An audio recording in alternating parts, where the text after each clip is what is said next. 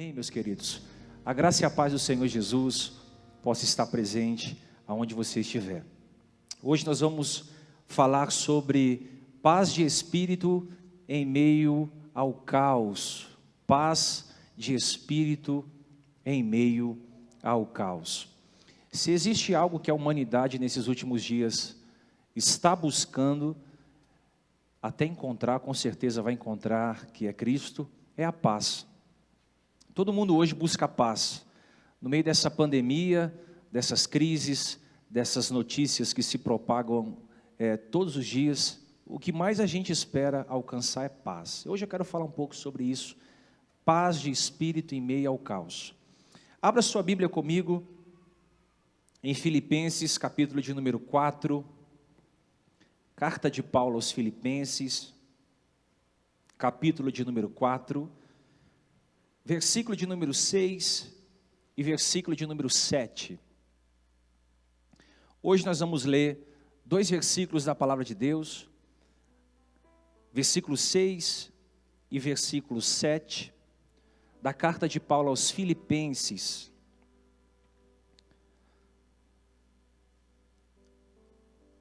Filipenses capítulo 4, versículo 7, Deus colocou uma palavra no meu coração, e ela me trouxe paz, e eu queria compartilhar com você nessa noite, essa palavra. Filipenses capítulo 4, versículo 6, diz assim, ó: não andem ansiosos por coisa alguma, mas em tudo, pela oração e súplica, e com ação de graças, apresentem seus pedidos a Deus, e a paz de Deus, que excede todo o entendimento, guardará o coração e a mente de vocês em Cristo Jesus.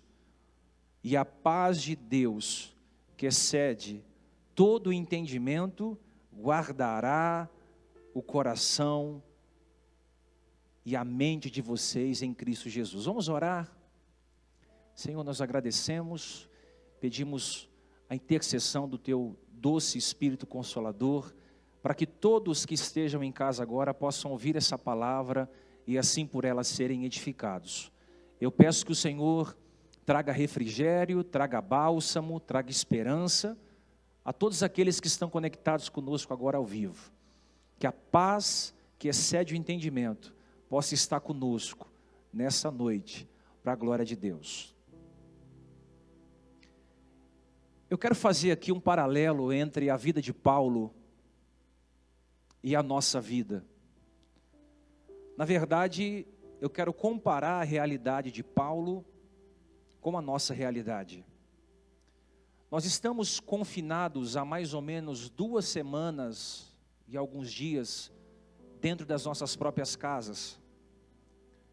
E em 2 semanas foram o suficiente para transformarem milhares de pessoas em ansiosos crônicos. Mesmo as pessoas estando dentro do lugar mais seguro do mundo, que são as suas casas, elas estão tomadas pelo medo, pelo pavor, pela desesperança. Muitos estão tomados pela aflição. Muitos perderam o seu coração. Em tão pouco tempo, o coronavírus, ele veio mostrar para todos nós que nós somos vulneráveis, como um sopro, como uma folha que cai de uma árvore. Veio mostrar para todos nós que nós não éramos tão bons quanto achávamos que éramos. As pessoas não aguentam mais ficar dentro de suas casas. 2 semanas trancafiadas dentro de casa, elas já não aguentam mais.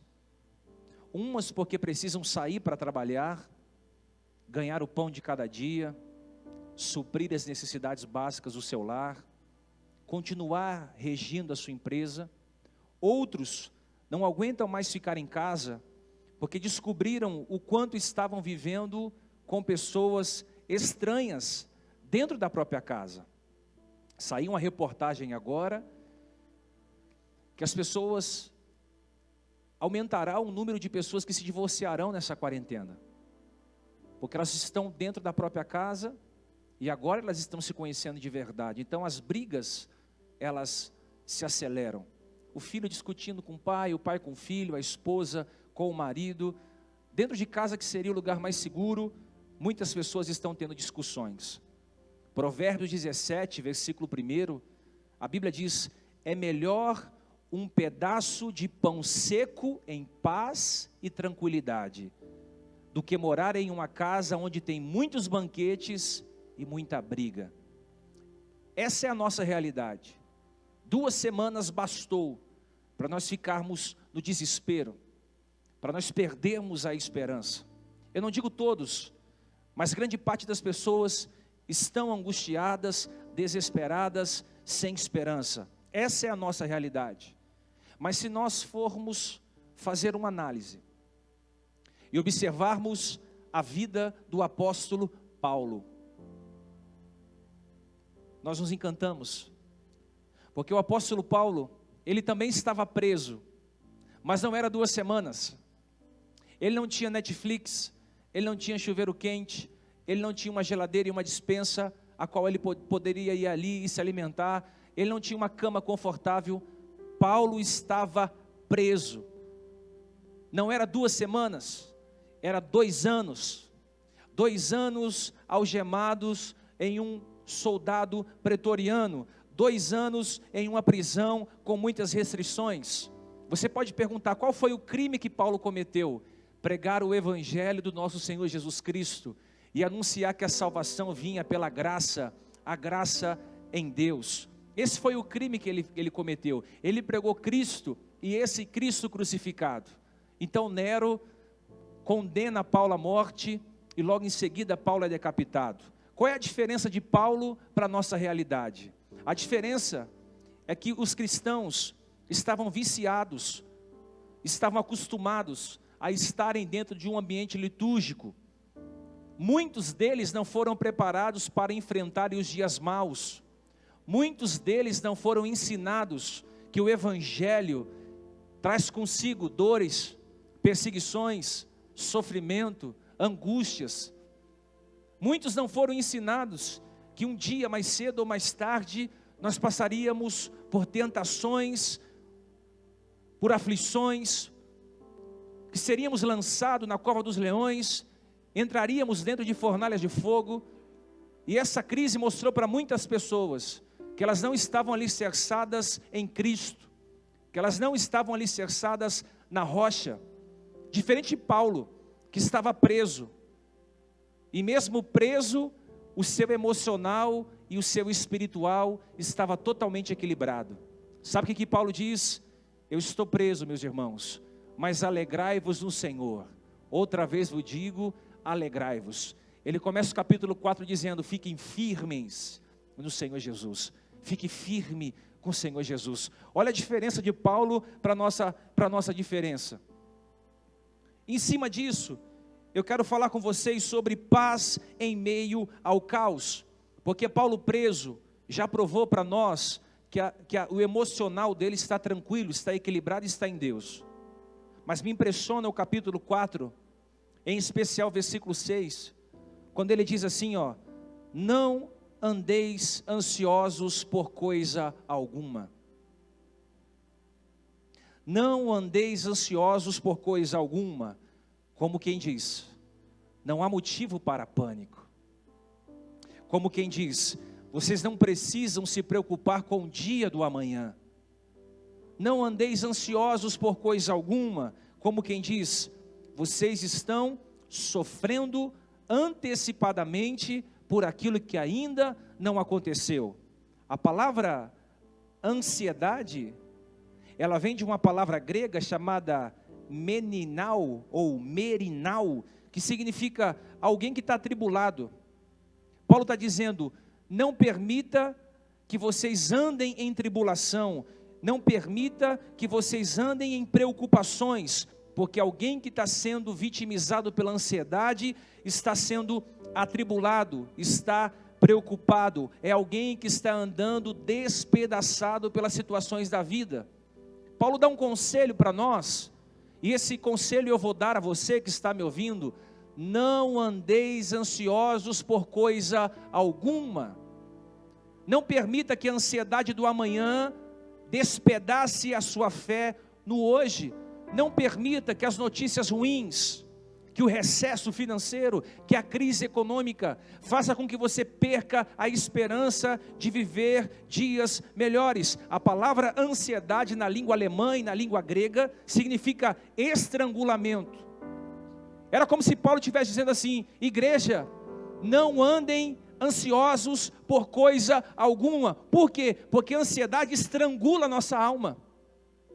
A ansiedade, ela estrangula as nossas emoções, ela estrangula a nossa fé. Quando você anda ansioso, você está estrangulando as suas emoções, você está estrangulando a sua fé, você está à beira de um colapso existencial. As pessoas estão estressadas. O aumento do cortisol, o cortisol é o hormônio que controla o estresse. As pessoas estão estressadas, as pessoas estão ansiosas, as pessoas estão com incerteza do que vai acontecer amanhã, as pessoas estão sufocadas pelo homem interior, e é assim que muita gente tem se sentido nesses últimos dias: estranguladas, estressadas, preocupadas. É como se algo do dia para a noite veio e roubou a sua segurança, sequestrou a sua paz, tirou de você o controle das coisas. Tem muita gente estrangulada e angustiado pelas situações que estão acontecendo, mas Paulo, ele não dá um conselho, Paulo dá uma ordem. Ele diz: não andeis ansiosos. Percebe o não no começo da frase? Não andeis ansiosos. Não é um pedido, é uma ordem, e essa mesma ordem Jesus também fez aos seus discípulos e à grande multidão. Ele disse: não estejais ansiosos quanto ao comer, ao beber e ao vestir. Jesus disse que essa ansiedade que a gente sente em comer, beber e vestir, é uma ansiedade que os pagães têm. Os pagães se preocupam com o que vão comer amanhã. Os pagães se preocupam com o que vão vestir amanhã.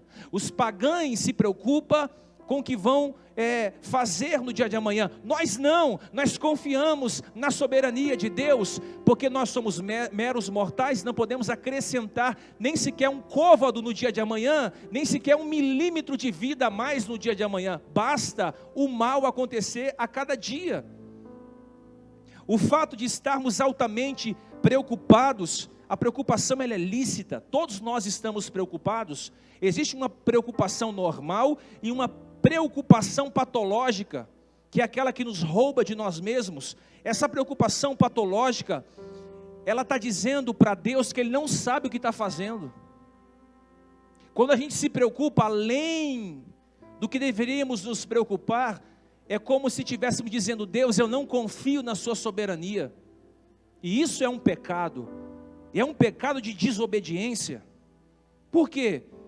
Porque Jesus disse: não é a vida mais importante que a comida, o corpo mais importante que a roupa. Jesus diz: não se preocupem com a sua própria vida, porque assim como um pai cuida de um filho, uma mãe cuida de um filho, Deus também cuida de nós. Deus cuida dos seus filhos. Deus é mãe, Deus é pai, Deus é o nosso protetor. Deus, Ele guarda todos aqueles que estão debaixo das suas asas. Então a preocupação é quando a gente tenta resolver as coisas com a força do nosso braço, e a gente não vai conseguir resolver as coisas na força do nosso braço. Você não vai conseguir resolver as coisas na força do seu braço. Não andeis ansiosos por coisa alguma. Paulo é incrível, porque ele chama aquilo que nos preocupa de coisas. Você está preocupado se você vai ter casa, trabalho, roupa, comida, coisas. Muita gente com medo de morrer, mas enquanto está vivo não vive. Essas coisas que nos preocupam, elas nos estrangulam. Paulo pede para que a gente não se preocupe com isso. Eu queria que você pensasse aí exatamente naquilo que tem roubado a sua paz. Por alguns segundos eu quero que você pense naquilo que tem roubado a sua paz. Pensou? Isso aí, que tem roubado a sua paz, não preocupa a Deus. Isso aí que tem roubado a sua paz, não desestabiliza Deus. Isso aí, que tem roubado o seu sono, não amedronta Deus, porque não há pânico no céu. O céu não tem crise. Isso que tira o seu sono, não amedronta Deus. E eu quero falar com você aqui, dentro do texto, qual é o remédio que você vai ter que tomar para vencer essa ansiedade. Qual remédio você tem que tomar para vencer essa ansiedade? Paulo diz assim, ó, não andeis ansiosos, aí ele chama por coisa alguma, aí ele coloca uma vírgula, mas tudo, pela oração e súplicas e ações de graças, apresentem seus pedidos a Deus. Paulo diz, para a gente não estejar ansiosos, mas tudo que estiver acontecendo, tudo, esse tudo carrega consigo aquilo que nos preocupa. Ele está dizendo o seguinte, ô Diego, tudo que te preocupa, casa, família, igreja, pais, amigos, tudo aquilo que preocupa o seu coração, leva ao Senhor em oração. Qual é o remédio para vencer a ansiedade? Eu vou te dar 4 remédios para vencer a ansiedade. O primeiro remédio para vencer a ansiedade é a oração. Paulo diz, apresente tudo em oração. Oração não é você falar de você para Deus. Oração é você conversar com Deus. Oração é o maior diálogo que temos com o Senhor. Oração é quando nós vamos a Deus e conversamos com Ele e Ele conversa com nós. Oração é o fato de nos adentrarmos à morada de Deus. Ele diz, a oração tem que ser contínua. O segundo remédio para você vencer a ansiedade é a súplica. Paulo diz, tudo que você precisar, apresente a Deus em oração e em súplica. O que é a súplica? A súplica é quando você apresenta a Deus aquilo que falta. Está faltando arroz? Apresenta a Deus. Está faltando feijão na mesa? Apresenta a Deus. Faltou o trabalho? Apresenta a Deus. Está faltando o abraço nesses momentos de dor? Apresenta a Deus. Faltou o dinheiro da conta do mês? Apresenta a Deus. Ele diz, tudo que vocês estiverem passando, oração e súplica. Suplicar é falar para Deus o que está faltando. Suplicar é apresentar a Deus as nossas faltas. Suplicar é apresentar a Deus as nossas preocupações. Está preocupado? Suplique a Deus. Está angustiado? Ore a Deus. O terceiro remédio para você vencer a ansiedade é ações de graça. Paulo diz, apresentem a Deus em oração, em súplica e em ações de graça. Sabe o que é ação de graça? Ação de graça é quando você ora agradecendo a Deus. Eu quero te convidar agora a você tirar os olhos do que você não tem e colocar os olhos naquilo que você tem. A nossa oração não tem que ser somente naquilo que não temos. A oração verdadeira é aquela que vem regada de gratidão. Oh Deus, eu não moro na casa que eu queria morar, mas essa casa aqui eu estou louvando a Deus porque ela é uma casa alugada, mas é uma casa que me traz segurança. Oh Deus, eu não trabalho no emprego que eu queria trabalhar, mas eu te louvo pelo emprego que eu estou hoje. Deus, eu não tenho picanha na mesa, eu tenho só ovos, feijão e farinha, mas eu agradeço a Deus. Tira os seus olhos daquilo que você não tem e coloca os olhos naquilo que você tem. Agradeça a Deus por aquilo que você tem. O quarto remédio para você vencer a ansiedade são os seus pedidos. Pedidos falam das coisas que nós precisamos. Nessa quarentena, acredito que a nossa lista de pedidos a Deus está grande. Paulo diz o seguinte, apresentem a Deus em oração, em súplica, em ação de graças, em pedidos. Junte essas 4 coisas. Isso faz com que a nossa ansiedade seja lançada aos pés do Senhor. Peça a Deus o que você precisa. o que tem preocupado você, o que tem tirado o seu sono, o que tem deixado você deprimido. Ore, suplique, bendiga e peça a Deus. Só que tem uma coisa, Tiago no capítulo 4, versículo 3, ele diz que nós não recebemos, porque quando vamos pedir a Deus, nós não sabemos pedir. Tiago diz que nós não recebemos porque as motivações do nosso coração são motivações para gastar nos nossos próprios prazeres e deleites. No meio dessa crise, meu irmão, eu não posso pensar só no meu umbigo. No meio dessa crise, eu não posso ser individualista. No meio dessa pandemia, eu não posso pensar só na minha casa, só na minha despensa. Eu não posso pensar só em mim. Eu não posso pensar só na minha família. Eu não posso pensar só no meu conforto. No meio dessa crise, nós precisamos abrir a nossa visão e olhar para todas as pessoas que estão em situações piores do que a gente. Em nome do Senhor Jesus, vai pedir algo para Deus, peça a Deus, mas não peça com a motivação errada, porque senão não recebe. A Bíblia diz que aquele que bate, a porta se abrirá, aquele que pede, alcança.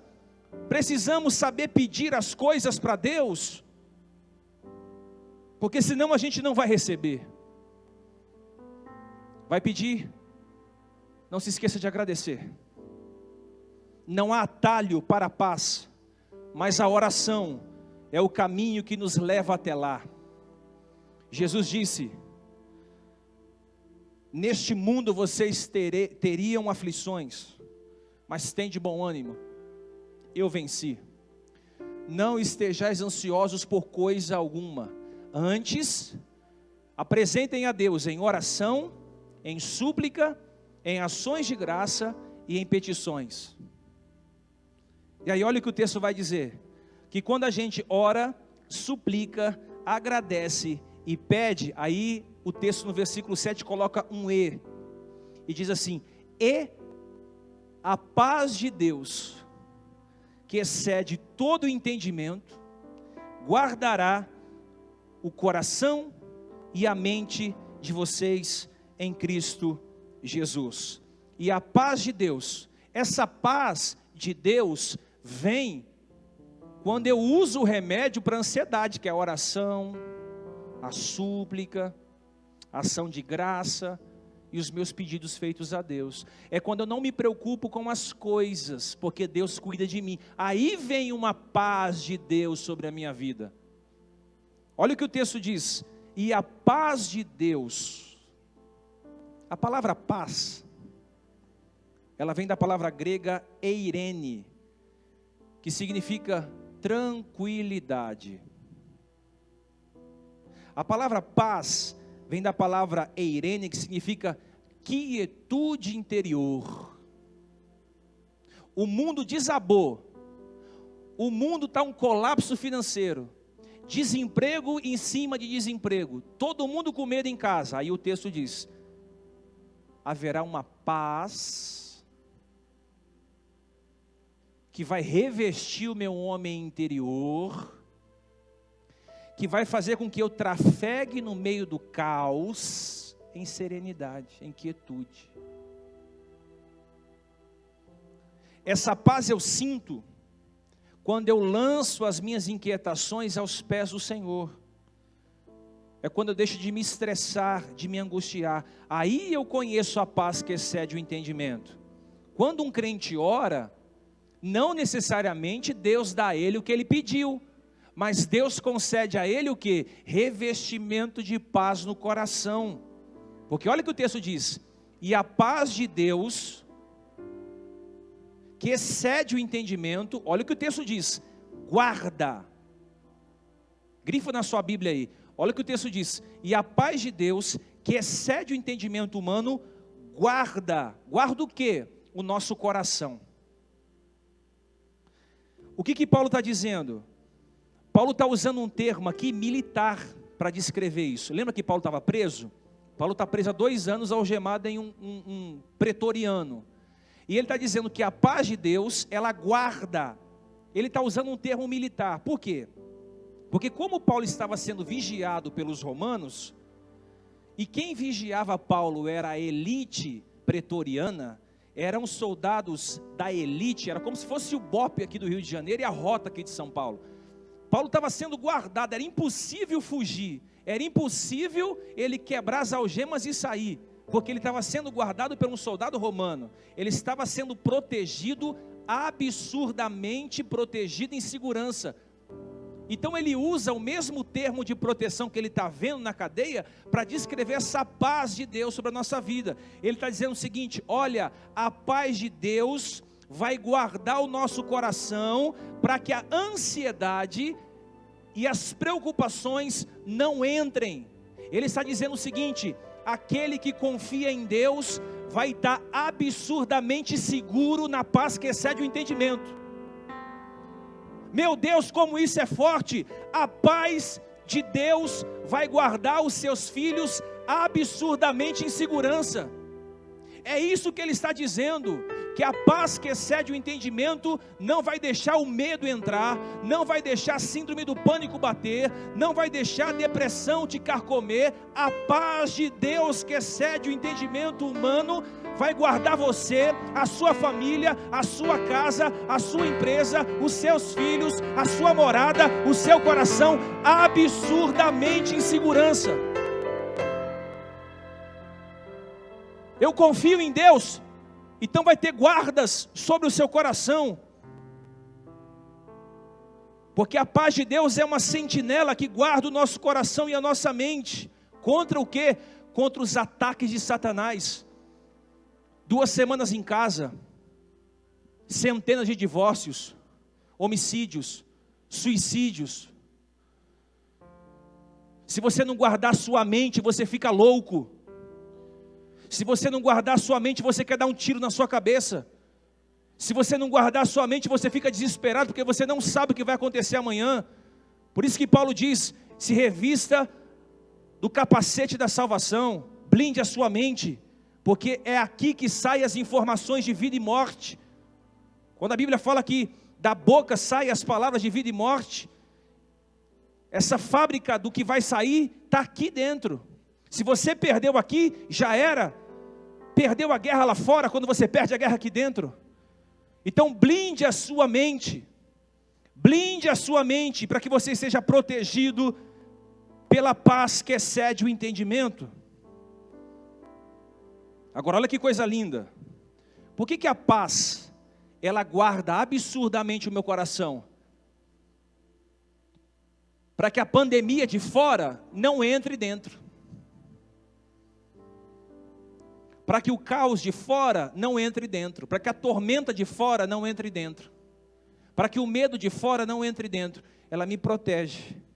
Para que os fantasmas de fora não me assombrem por dentro. Então na paz de Deus eu passo pelo caos, mas o caos não passa em mim. Na paz de Deus eu passo pela prova, mas a prova não passa em mim. Na paz de Deus eu passo pelas aflições, mas as aflições não passam em mim. Na paz de Deus eu passo pela escassez, mas a escassez não passa em mim. Na paz de Deus eu passo pelos problemas, mas os problemas não me deformam. Eu passo pela dor, a dor não me deforma. Eu passo por tudo que tiver que passar, mas dentro eu estou guardado, eu estou absurdamente seguro na paz. Guarde essa palavra em nome de Jesus. Deus há de guardar você absolutamente na paz que excede o entendimento humano. Agora, peraí, aonde é que você encontra essa paz? Em uma farmácia? Em uma loja de remédios manipulados? Não! Essa paz você só encontra em Jesus, porque a Bíblia diz: eu te guardo em uma paz que excede o entendimento em Cristo Jesus. Quando Jesus estava para ter ascensão ao Pai, Jesus disse assim aos seus discípulos, João 14, 27, eu vos deixo a minha paz. Eu não a dou como o mundo dá. Eu vos deixo a paz. A minha paz eu vos dou. Aí ele coloca uma vírgula. Eu não a dou como o mundo a dá. Há bem pouco tempo atrás eu preguei sobre a diferença da paz do mundo e a paz de Deus. A diferença da paz do mundo é que a paz do mundo é aquela falsa paz que eu sinto quando eu resolvo um problema. Vamos dizer que você estava muito apertado financeiramente, você correu no banco e pegou um empréstimo de 60 parcelas para pagar 60 parcelas de R$500. Você pagou 10, 20, 30, 40, 50. Quando chegou a última parcela, você pegou o carnê na mão, foi correndo para o banco, dando glória a Deus que aquela parcela ia acabar e você ia ter mais um dinheiro a mais para poder suprir sua família. Você pagou a conta, voltou sorrindo. Deus, obrigado porque eu paguei o empréstimo, 60 parcelas. E você senta no seu sofá, liga a televisão, abre a janela de casa, toma um guaraná, vem aquela paz serena. Ufa, paguei o empréstimo. Aí o telefone toca. Quando você atende, é o credor dizendo, olha, já tem 3 parcelas do seu carro em atraso. Se você não pagar a parcela, você vai ter busca e apreensão. Aquela paz que você sentiu, ao pagar a última parcela do empréstimo, ela foi embora. É uma paz esporádica, ela não fica. Ela é uma paz passageira. É como aquele casal, eles estão bem. Aí do nada, eles entram em litígio, eles brigam. Aquela paz que tinha no meio da família vai embora. Ela acaba.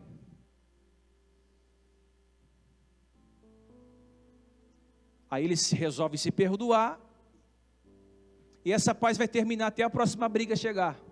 Você percebe que a paz do mundo ela é passageira? Lá no ambiente de trabalho, você está em paz. De repente você briga com um amigo de trabalho, discute com o seu diretor, com o seu gerente. Vem aquela aflição no coração. A paz foi embora. Então no mundo a gente não encontra paz segura. No mundo a gente sempre vai ter a nossa paz interrompida. Serão em pequenos intervalos de paz que nós vamos sentir. A gente mal respira, vem um problema. A gente mal respira, vem uma conta. A gente mal respira, vem uma difamação, vem uma calúnia, vem alguém falando mal da gente, vem alguém torcendo para dar errado. A gente mal respira e vai vindo problemas em cima de problemas. Irmãos, eu acredito que a frase mais dita pelas pessoas nessa quarentena tem sido essa: eu só quero 1 minuto de paz. Pensa uma casa com 5 filhos, a mãe em casa, o marido em casa e 5 filhos em casa, uma casa de 2 cômodos. Pensa aí. Criança chutando bola, chorando porque quer uma bolacha e o biscoito não tem, chorando porque quer um Danone e a geladeira está vazia. Já imaginou isso? A mulher na cabeça do marido, o marido na da mulher, e o filho falando uma coisa e a filha falando outra. Uma hora alguém vai se levantar dizendo, eu só quero paz dentro dessa casa. Porque a paz do mundo é passageira. Você resolve com a esposa, o filho resolve dar problema. Você resolve com o filho, o amigo resolve dar problema. Você resolve com o amigo, o pneu do carro fura. Você resolve o pneu do problema do pneu do carro, você é mandado embora no outro dia. É mandado embora, a mãe também é mandada embora, você fica com 2 problemas para resolver. Porque a paz do mundo ela é passageira. E na maioria das vezes, quem vive a paz do mundo se esconde atrás daquilo que não é. Tem gente que só sente paz quando bebe alguma coisa. Tem gente que só sente paz quando se droga.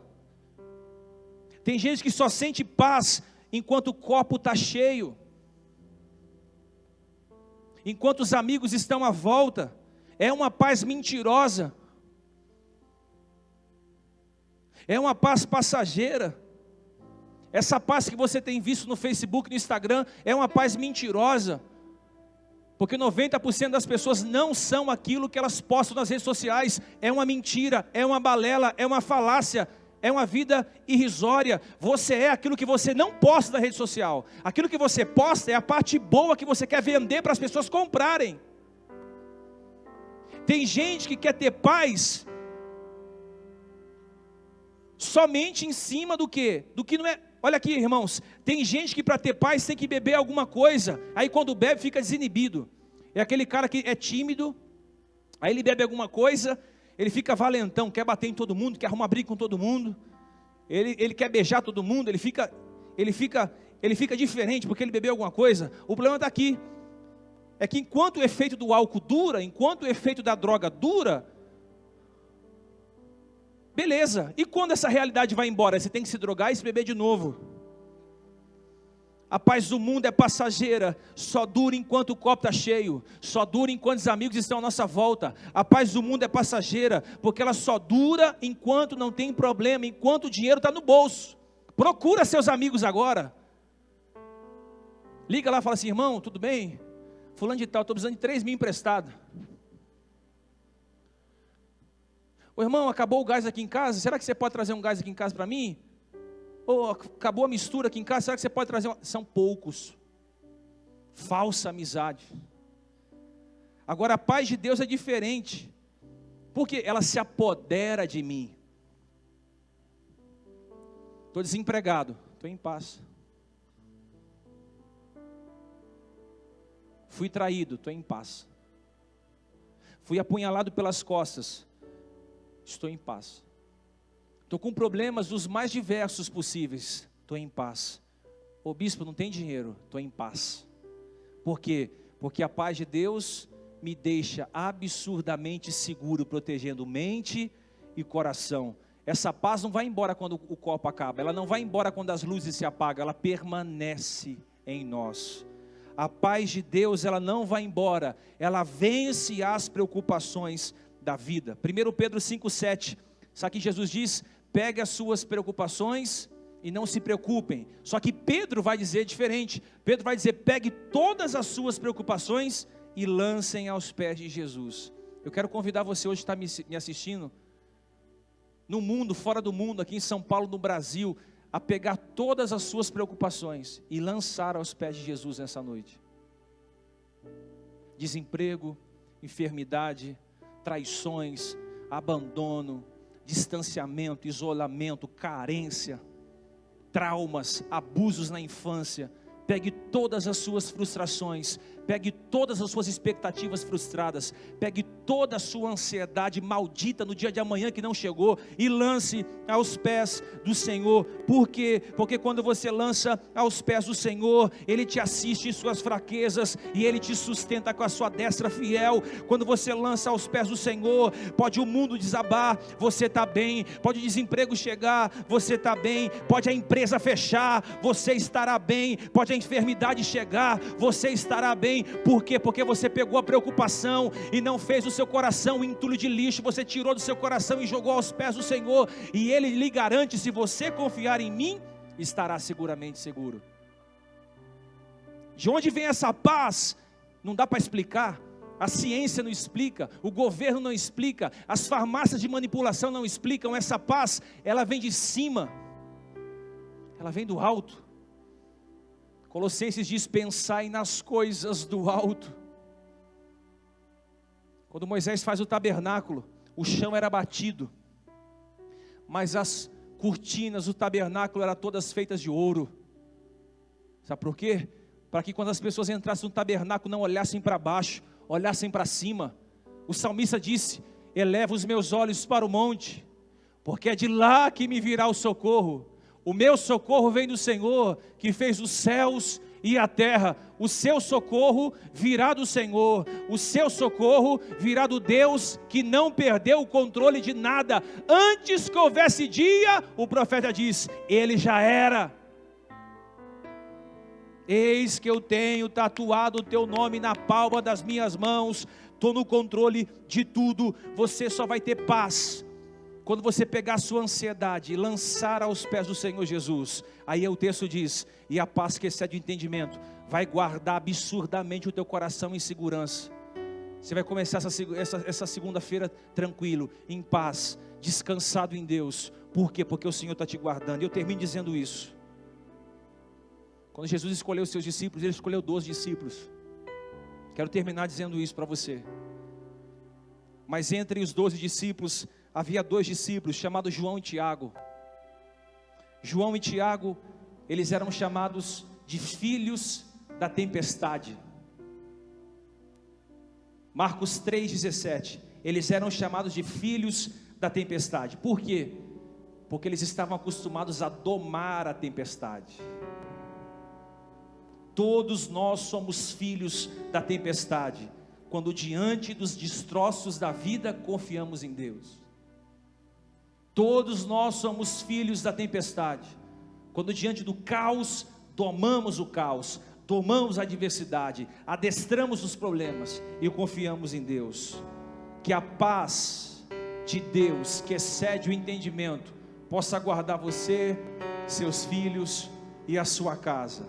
Nunca se esqueça disso.